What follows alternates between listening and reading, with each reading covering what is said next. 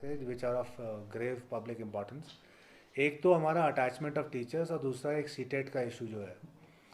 Attachment of teachers में जैसे आपको पता है कि लेह और कारगिल दोनों डिस्ट्रिक्ट्स में जितने भी अटैच्ड टीचिंग और नॉन टीचिंग स्टाफ थे जो अपनी ओरिजिनल प्लेस ऑफ पोस्टिंग पे ना होते हुए किसी और जगह अटैच थे, उनको हमने डिटैच किया है और सब ने अपनी पुरानी जगहों पर रिपोर्ट कर लिया है।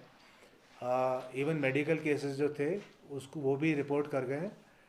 मेडिकल केसेस को और जो आपके जेन्युइन ग्रीवेंसेस वाले केस हैं उसके लिए कमेटी बना दी गई है जो उन केसेस को सबको देखेगी और only on merit when it is found तब उनको जो है उस पर एक डिसीजन लिया जाएगा। ये जो अटैचमेंट हुए थे ये सारे बड़े अडॉक मैनर में हुए थे और उसमें कोई मेथड नहीं था। uh, कई बार देवर कंप्लेंट्स ऑफ फेवरेटिज्म और स्टूडेंट्स के वो हित में वो चीज़ नहीं थी, इसलिए डिसीजन लिया गया है। दूसरी ये चीज़ कही जा रही है कि कुछ ऐसे स्कूल्स हैं जो क्लोज्ड हो गए हैं इसलिए उनके टीचर्स को अटैच किया गया था। तो ये जैसे मैंने कहा है बड़ा ad hoc way of doing things है। उसके लिए परमानेंट मैकेनिज्म जो हम निकाल रहे हैं, we have already done that exercise for Leh. Kargil का भी हम अगले एक दो दिन में कंप्लीट कर लेंगे कि जहाँ पर स्टूडेंट्स का एनरोलमेंट बढ़ गया है क्योंकि वो या तो स्कूल बेटर परफॉर्म करने लग गया है या वहाँ के किसी तरह से वहाँ naturally number of students increase कर गए हैं या कोई प्राइवेट स्कूल आसपास बंद हुआ उसकी वजह से बच्चे वहाँ आ गए हैं।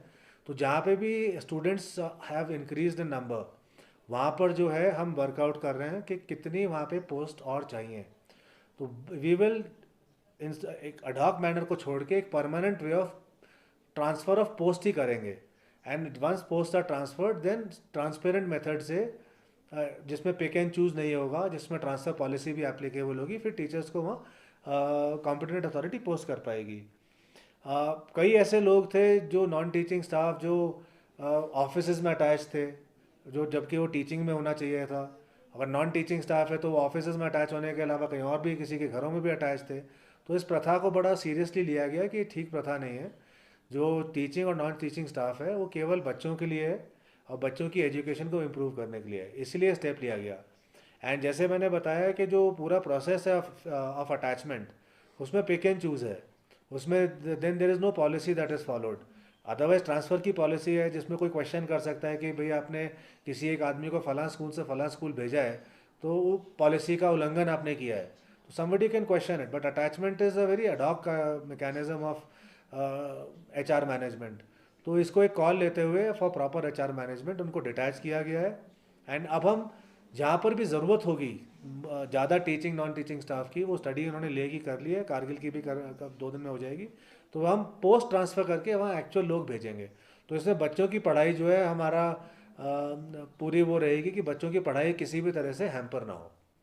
दूसरा इशू जो हमारा आ रहा है वो है एक हमारे टीचर्स रिक्रूटमेंट चल रहा है जिसमें हमारे टीचर्स जो हैं वो 1st to 8th तक पढ़ाने के लिए टीचर्स को हमारे जो प्रथा रही है शुरू से वो 1st to 8th तक को पढ़ाने के लिए टीचर्स का रिक्रूटमेंट होता है।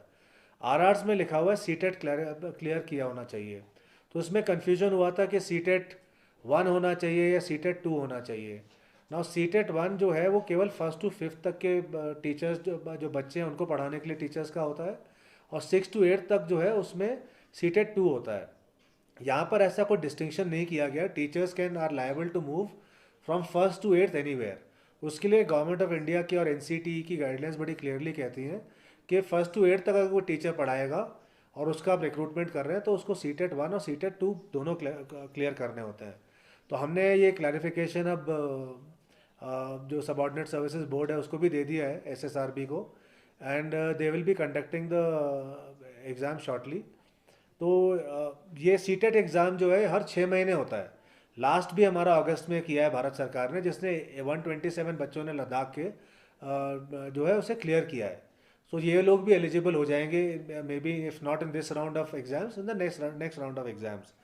तो जो भी किया जा रहा है ये it is in the benefit of children. आप बच्चों को हम बच्चों को अगर भारत सरकार की गाइडलाइंस कहती हैं कि उसको सीटेट 1 और 2 दोनों क्लियर किया होना चाहिए तभी वो 1st to 8th पढ़ा पाएगा, तो उस नॉर्म को हम रिलैक्स करके और कोई not a level playing field create नहीं कर सकते हैं। तो for a level playing field it is better that we follow what is in best interest for the children of Ladakh, because they are the future and they need to be served by the best teachers who are most qualified and as per the guidelines of government of India. So ये दो issues पे मैं आप लोगों को brief करना चाह रहा था. There's any question then you can sir ask me. Kargil में इस चीज़ को थोड़ा सा अपोज कर रहे हैं क्योंकि उन्होंने कहा कि लोकल एडमिनिस्ट्रेशन से और वहाँ Sorry, I'm sorry. Who is opposing? Kargil हाँ. कारगिल there was this कि वहाँ पे कंसल्ट नहीं किया गया है इस तरह से यूटी एडमिनिस्ट्रेशन के उससे कारगिल में देखिए इतने सारे अटैचमेंट हो रखे थे, 293 attachments. Some of them were outside the state, outside the UT. So जैसे मैंने कहा कि कोई आया, कोई किसी को जानता है, उसको कहीं पोस्ट कर दिया, अटैच कर दिया, सैलरी अपनी ओरिजिनल जगह से ले रहा है. तो that is a very ad hoc and poor way of managing HR. आपके अच्छे स्कूल आप कुछ बताए जा रहे हैं जो मॉडल स्कूल्स हैं या जो स्कूल्स में इनरोलमेंट बढ़ गया है, तो एडमिनिस्ट्रेशन उसका पूरा कॉग्निजेंस लेगी. वहाँ अगर एक्स पोस्ट क्रिएटेड थी या कुछ पोस्ट क्रिएटेड थी और उनको और पोस्ट चाहिए, तो हम जो है उसका एग्जामिन करके वहाँ पोस्ट जो है बढ़ाएंगे. एक बार पोस्ट बढ़ जाएगी फिर वहाँ टीचर जो है हम शिफ्ट कर देंगे, ताकि रेगुलर सैलरी भी वहीं से लें, इंस्टेड ऑफ कि वो काम तो लद्दाख के बाहर कर रहा है और सैलरी किसी यहाँ से ले रहा है. तो ऐसे भी बहुत केस हैं. कुछ लोग जो है ऑफिस में काम कर रहे हैं, ऑफिसर्स की ऑफिस में काम कर रहे हैं, कहीं और काम कर रहे हैं, तो वो बड़ा एक गलत मैसेज भी देता है कि बच्चों को हम टीचर्स ना दे के हम उसे उनको यूज़ कर रहे हैं फॉर सम अदर पर्पस. तो उसका द होल ऑब्जेक्टिव इज़ कि for best education of the children सारी एफर्ट उस डायरेक्शन में होगी कि बच्चों की पढ़ाई जो है इम्पैक्ट नहीं होगी. सर एग्जाम का टाइम भी चल रहा है तो इसमें this exercise will finish in the next 5 to 6 days Kargil का.